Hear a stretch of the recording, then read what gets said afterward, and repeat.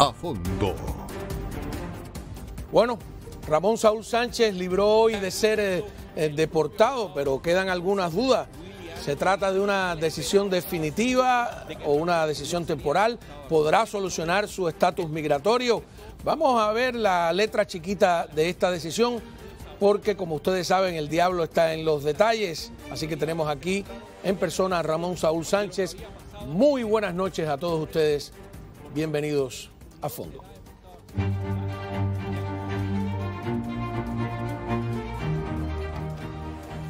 Muy bien, Ramón. Felicidades. Gracias. Ha recibido un gran apoyo de la comunidad. Yo soy de los que cree que eso siempre es importante. Te agradezco además que sé que tienes una coriza tremenda, ¿no? Ahí sí. No hay pastillas para la alergia aquí, ¿no? Pero para los nervios hay pastillas, mi pregunta. Bueno, sí, una noticia de no deportación es tremenda. Aplaca enseguida los nervios. ¿Qué significa? ¿Qué fue lo que dijo el juez? ¿Esto es una decisión definitiva, temporal? ¿Puedes arreglar tus papeles y hacerte residente? ¿Qué sucede? Bueno, lo primero es que me otorgó protección contra la tortura bajo la Convención de Protección contra la Tortura. Lo segundo es lo que le llaman en inglés withholding of removal, o sea, que el gobierno se abstenga de enviarme fuera del país. De removerte, sería traducción literal, exacto, y mal hecha, claro. Exacto, entonces esas dos cosas son básicas.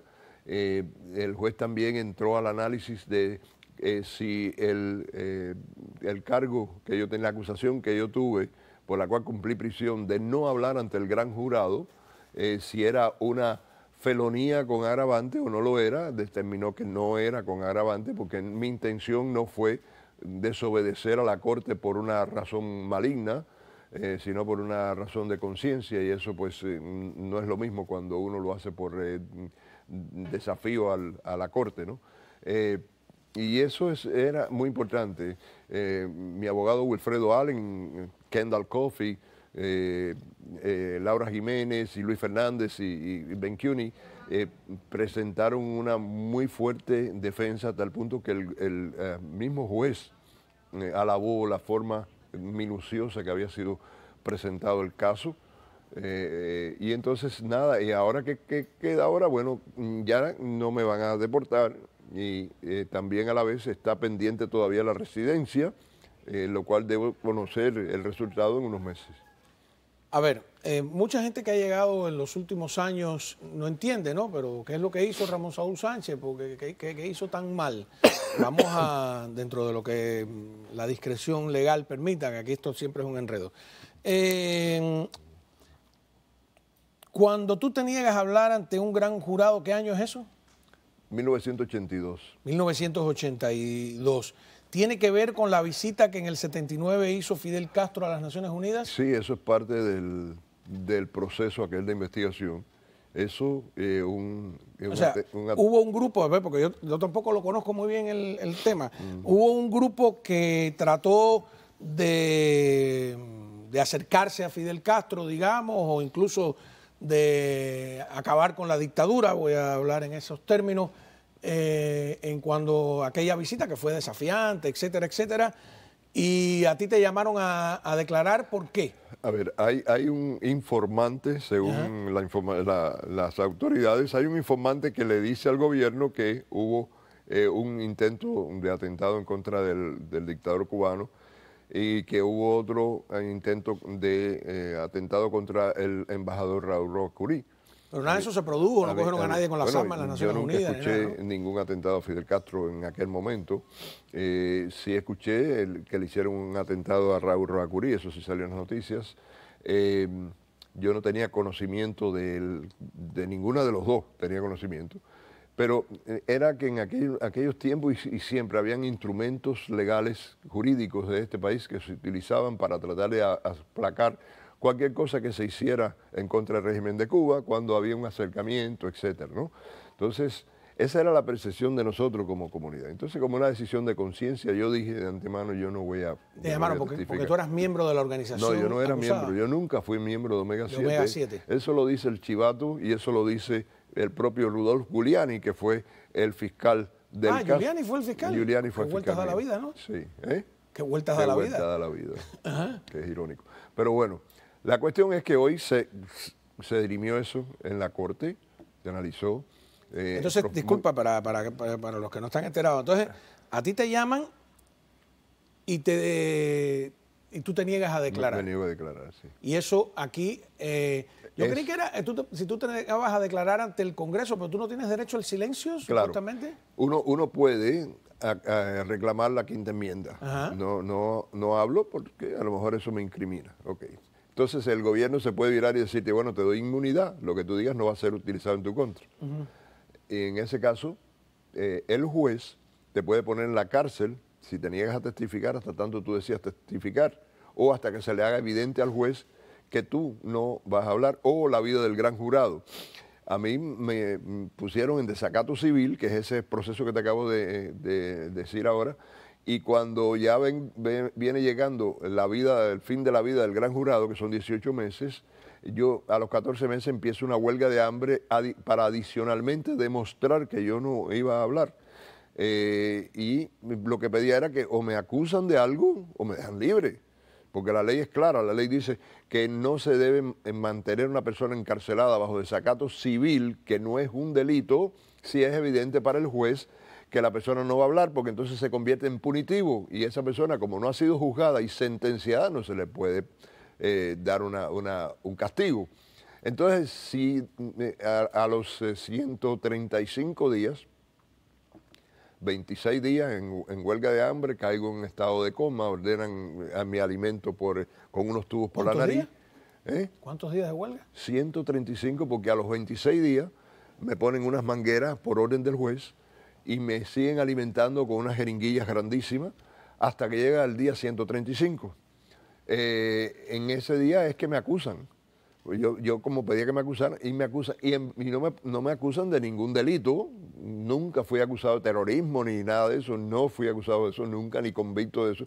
Me acusan de aquel primer acto de no hablar. Si yo seguía empecinadamente en no hablar, lo cual sucedió, entonces se convertía en criminal. Y por eso es que tengo desacato criminal de corte. Me dan 9 años, la sentencia más larga impuesta en la historia de los Estados Unidos, por no hablar. El juez hizo eso. La Corte de Apelaciones me lo rebaja 4 años, diciendo el delito de Sánchez, el delito de Sánchez es meramente permanecer en silencio, y cumplí 4 años y medio, porque ya cuando vino la decisión ya había sobrepasado los 4 años. En el 1988 me parece que fue. Ajá, bueno, imagínate tú. Claro, es el mismo año que yo llegué aquí a los Estados Unidos, por eso recuerdo más o menos en qué mes fue más o menos. En octubre, bueno, yo salí en noviembre. Claro, yo llegué aquí en septiembre, yo me acuerdo de tu salida por eso. Sí.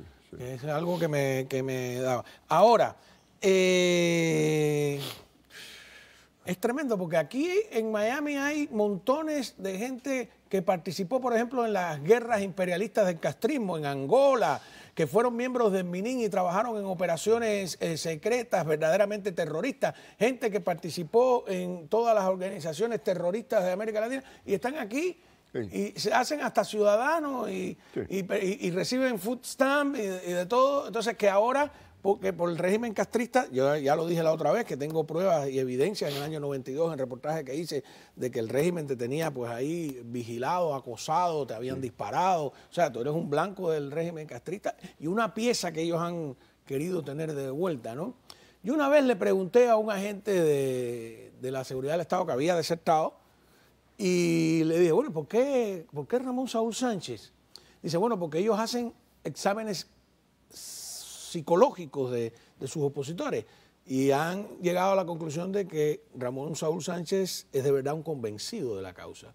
No está ahí para posar, no está ahí por ningún tipo de interés económico y eso a ellos les parece muy, muy peligroso que tengan a alguien que es un verdadero convencido. Y luego, bueno, tengo todas esas llamadas grabadas de la gente Manuel Collazo Usayán de la embajada cubana aquí persiguiéndote, averiguando. Está las declaraciones de Piñón, ¿se llamaba aquel policía? Sergio Piñón, el agente del FDLE. Que la seguridad del Estado quería atentar, te dispararon también. Me dispararon. O sea, sería el colmo que te mandaran para Cuba, pero además sigue siendo una vergüenza que no te den la residencia. Mira, hoy yo tengo que agradecer públicamente, en primer lugar, a Dios, en segundo lugar, a todas las personas que me apoyaron, incluyendo tú y incluyendo todos los medios de prensa, este canal y todos. Al equipo de abogados mío, a Willie Allen y a todos los demás. Además lo hacen gratuitamente, sospecho. Y me han representado gratuitamente. Difícil porque son 20 años. Además es un caso complicado. Pero además tengo que agradecerle mucho la imparcialidad y profesionalismo del juez. Y además eso, del fiscal. Quiero decir que es un caballero y que el gobierno adoptó una posición de buscar la verdad y de sacar la ley como debe ser. Y yo agradezco eso mucho porque eso es todo lo que yo aspiraba. Siempre dije, quiero ir ante un juez porque yo sé que ante un juez las cosas iban a ser de esa manera. No que iban a ser a favor mío, sino que iban a poderse dirimir en una forma donde hubiera justicia. Y bueno, el juez decidió que yo me quedara y eso yo se lo agradezco mucho a la Corte, se lo agradezco mucho también al gobierno que me ha permitido eso. Ahora te quiero preguntar por otros casos. 4 aviones han aterrizado allá en Cuba con cubanos, algunos, como el padre de un niño que estuvo sentado aquí de 10 años, que llevaba 4 años aquí en los Estados Unidos. Tengo la imagen de alguien que ayer le dio un reportaje a Mario Pentón, estaba muy nervioso porque lo citaron hoy y llegó y le dijeron, regresa mañana. Huele mal, la verdad. He tenido 2 trabajos.